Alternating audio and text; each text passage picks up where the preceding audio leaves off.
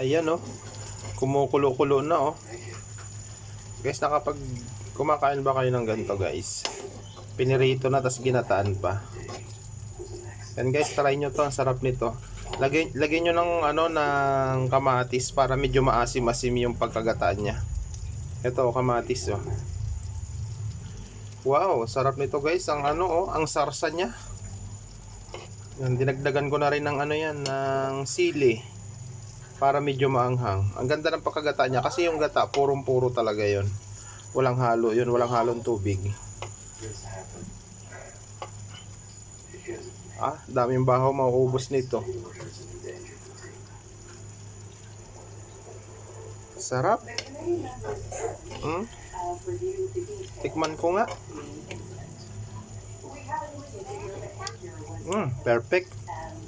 Nilagyan ko rin to guys ng kaunting suka para pambalance dun sa hindi siya masyadong maumay or hindi siya masyadong nakakasawa. Ayan, lutuin na natin to. Mga mamaw na to. Masyadong matagal na sa rep. Ito, matagal na sila ng todo.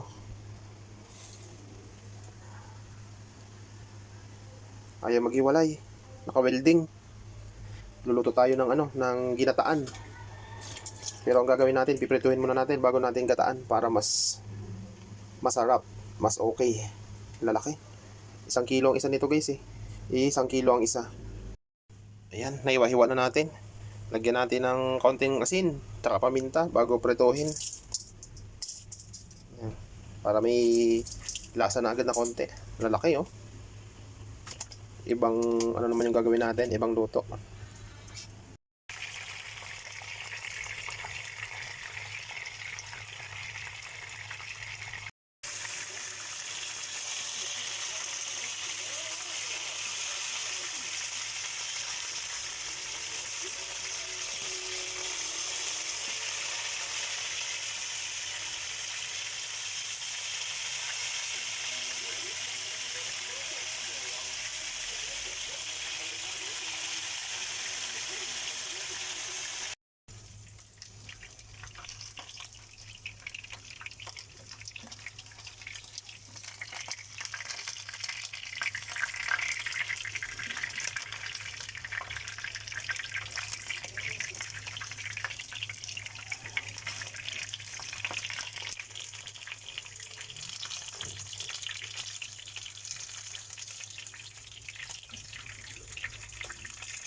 Sibuyas, bawang, luya. Ito rin panghuli natin, kamatis.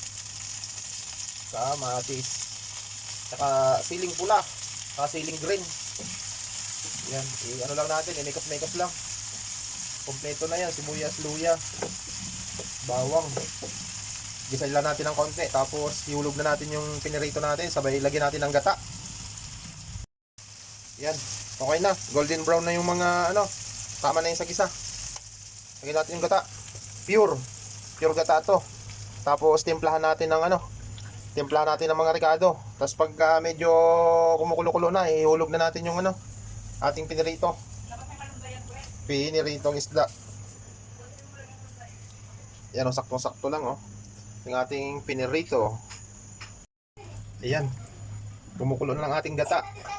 Grabe ang lapot niya kasi pure na gata siya eh. Pure na gata. Yan. Lagay na natin yung tilapia. Yan. Wow, delicious. Buntot. Ulo. Malinis naman yung kamay ko. Yan, sakto lang to.